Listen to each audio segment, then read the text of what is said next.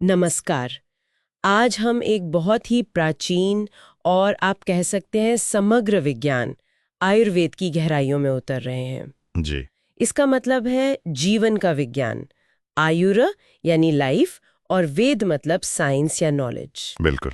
ज्ञान। और आज की हमारी ये जो बातचीत है इसका आधार है आयुर्वेद से जुड़ी कई किताबें और जो क्लासिकल ग्रंथ हैं वो। हाँ, बिल्कुल। ये हमें बताते हैं नेचुरल हीलिंग, डाइट, लाइफस्टाइल और सबसे ज़रूरी मुझे लगता है बैलेंस के बारे में। बैलेंस, हाँ, संतुलन। तो हमारा मिशन क्या है आज?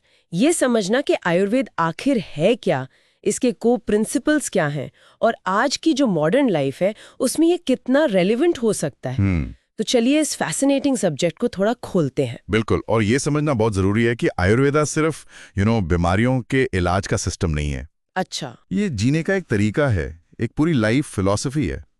इसका जो मूल उद्देश्य है वो संस्कृत के एक सूत्र में है, स्वस्थस्य स्वास्थ्य रक्षणम आतुरस्य विकार प्रशमनम च। इसका मतलब जो हेल्दी है उसकी हेल्थ बनाए रखना और जो बीमार है उसके रोग को दूर करना। प्रिवेंशन और क्योर दोनों। अच्छा, प्रिवेंशन पहले। इसकी जड़ें तो बहुत पुरानी लगती हैं, वैदिक काल तक। हाँ हाँ, हजारों साल पुरानी। इसे अथर्ववेद का उपवेद भी माना जाता है। ओह। और इसके दो सबसे बड़े ग्रंथ जो हैं, चरक संहिता जो ज्यादातर इंटरनल मेडिसिन पर फोकस करती है, और सुश्रुत संहिता वो सर्जरी यानी शल्य चिकित्सा के लिए फेमस है। सर्जरी भी? कमाल है। जी। तो इसका सबसे फंडामेंटल कॉन्सेप्ट वो त्रिदोष वाला, वात, पित्त, कफ, ये क्या चीज है? हाँ, ये आयुर्वेद का आधार है। त्रिदोष सिद्धांत वात, पित्त और कफ, ये तीन आप कह सकते हैं बेसिक एनर्जीज हैं। एनर्जीज। जी, जो 5 महाभूतों से बनी है: आकाश, वायु, अग्नि, जल, पृथ्वी। स्पेस, एयर, फायर, वाटर, अर्थ। तो वात एयर एंड स्पेस को कंट्रोल करता है, पित्ता मेटाबॉलिज्म और ट्रांसफॉर्मेशन को, ओके। और कफ स्ट्रक्चर और लुब्रिकेशन को। ओके। तो ये त्रिदोष वाला कॉन्सेप्ट काम कैसे करता है, मतलब रोजमर्रा की जिंदगी में? देखिए, ये बहुत प्रैक्टिकल है। हम्म। आयुर्वेद कहता है कि जब ये तीनों दोष वात, पित्ता और कफ हमारे शरीर में बैलेंस्ड रहते हैं, अच्छा। जिसे सम दोष कहा गया है, ठीक है। तब हम स्वस्थ होते हैं। ठीक है। जब इनका बैलेंस बिगड़ता है, वही रोग या बीमारी का कारण बनता है। और इंटरेस्टिंग बात यह है कि हर व्यक्ति की अपनी एक यूनिक प्रकृति होती है। प्रकृति मतलब दोषों का एक खास कॉम्बिनेशन जो जन्म से होता है।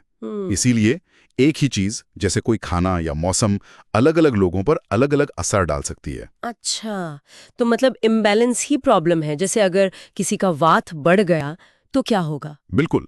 वात का इम्बैलेंस अक्सर आप देखेंगे चिंता, बेचैनी, नींद ना आना, या फिर ड्राई स्किन, कब्ज, ऐसी चीजों में। इसी तरह पित्त इम्बैलेंस से एसिडिटी, गुस्सा आना, स्किन रैशेस हो सकते हैं। और कफ इम्बैलेंस से? शरीर में भारीपन, सुस्ती या कंजेशन जैसी दिक्कतें आ सकती हैं। तो ये सिर्फ फिजिकल नहीं, मेंटल लेवल पर भी असर करता है? हाँ हाँ, बिल्कुल। मेंटल और इमोशनल लेवल्स पर भी ये दिखाता है कि ये कितना जुड़ा हुआ है सब कुछ। ये तो वाकई बड़ा कॉम्प्रहेंसिव सिस्टम लगता है।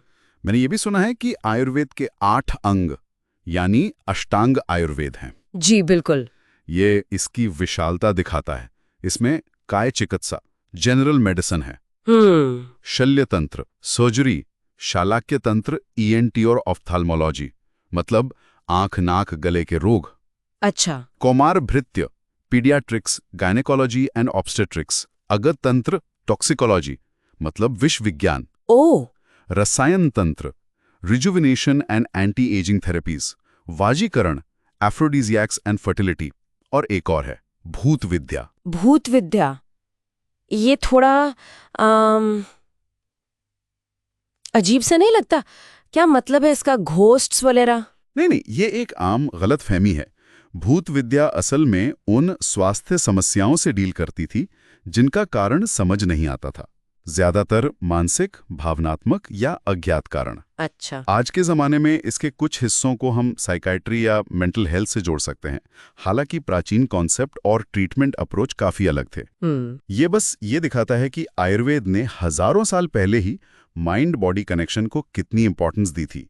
वो शरीर, इंद्रियों, मन और आत्मा के संयोग को ही आयु यानी जीवन मानता है। एक ट्रूली होलिस्टिक अप्रोच। सही बात है। तो इस होलिस्टिक अप्रोच को ध्यान में रखते हुए आयुर्वेद लाइफस्टाइल पर कैसे जोर देता है? बहुत ज्यादा। आयुर्वेद में दिनचर्या मतलब डेली रूटीन और ऋतुचर्या यानी सीजनल रूटीन का बहुत महत्व है। जैसे सुबह जल्दी उठना, शरीर की सफाई का ध्यान रखना, योग ध्यान करना, समय पर खाना खाना, ये सब शरीर की जो नेचुरल रिदम है उसे बनाए रखने में मदद करते हैं। ठीक है। इसी तरह मौसम के हिसाब से खान पान और जीने के तरीके में बदलाव की सलाह दी जाती है। और सात्विक भोजन यानी ताज़ा, हल्का, पौष्टिक खाना, वो मन और शरीर दोनों के लिए अच्छा माना जाता है। और ट्रीटमेंट्स, दवाइयों की बात करें तो उपचार में जड़ी बूटियों का इस्तेमाल तो प्रमुख है ही। अश्वगंधा, तुलसी, आंवला, ब्राह्मी, बहुत सारी हैं। हाँ, ये नाम सुने हैं। जी। इसके अलावा पंचकर्म जैसी शुद्धिकरण प्रक्रियाएं हैं। ये शरीर से टॉक्सिन्स निकालने में मदद करती हैं। पंचकर्म, हाँ। योग, प्राणायाम, अभ्यंग यानी तेल मालिश, ये सब भी इलाज का हिस्सा हैं। आयुर्वेद का फोकस सिर्फ बीमारी को दबाना नहीं होता, बल्कि उसके रूट कॉज को एड्रेस करना और शरीर के नेचुरल बैलेंस को वापस लाना है। इसके फायदे क्या माने जाते हैं और क्या ये प्रिवेंशन पर भी उतना ही ध्यान देता है? हाँ, प्रिवेंशन तो पहला लक्ष्य है। स्वस्थ से स्वास्थ्य रक्षणम। बेनिफिट्स की बात करें तो हमारे स्रोत बताते हैं कि ये रोगों के मूल कारण पर काम करता है, शरीर मन का संतुलन बनाता है। और अगर सही तरीके से अपनाया जाए तो इसके साइड इफेक्ट्स कम होते हैं। ये इम्यूनिटी बढ़ाने और ओवरऑल वेलबींग को प्रमोट करने में भी काफी मददगार हो सकता है। सही है। और आज की जो भागदौड़ भरी जिंदगी है, जहां स्ट्रेस, डाइजेस्टिव इश्यूज और लाइफस्टाइल डिजीजेज इतने हार्म हो गए, हाँ बिल्कुल, वहां आयुर्वेदिक बैलेंस्ड और नेचुरल अल्टरनेटिव पाथ सुझाता है। ये सब सुनने में तो काफी अच्छा और प्रॉमिसिंग लगता है, लेकिन क्या इसकी कुछ आलोचनाएं या लिमिटेशंस भी हैं? मतलब कुछ नेगेटिव बातें भी हैं क्या? हाँ बिल्कुल, ये जानना भी जरूरी है। किसी भी विषय को पूरी तरह समझने के लिए दोनों पहलू देखने चाहिए। सही। कुछ स्रोत और साइंटिफिक स्टडीज आयुर्वेदिक तैयारियों को लेकर चिंताएं जताते हैं। जैसे एक 2008 की स्टडी काफी चर्चा में थी। अच्छा। उसमें पाया गया कि इंटरनेट पर बिकने वाली कुछ यूएस और भारतीय आयुर्वेदिक दवाओं में लेड, मरकरी, आर्सेनिक जैसी भारी धातुएं मतलब हैवी मेटल्स खतरनाक स्तर पर मौजूद थी। अरे बाप रे, ऐसा क्यों? ऐसा शायद खराब मैन्युफैक्चरिंग प्रैक्टिसेस की वजह से हो सकता है, या फिर कुछ पारंपरिक तैयारियों जैसे कुछ तरह की भस्म होती हैं, उनके गलत तरीके से बनने या इस्तेमाल से हो सकता है। ये तो गंभीर बात है। और क्या चिंताएं हैं?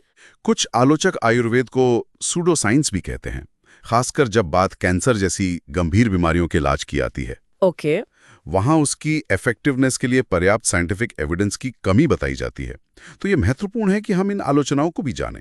हमारा उद्देश्य यहाँ किसी का पक्ष लेना नहीं है। नहीं, बिल्कुल नहीं। बस स्रोतों में जो जानकारी दी गई है उसे आपके सामने रखना है।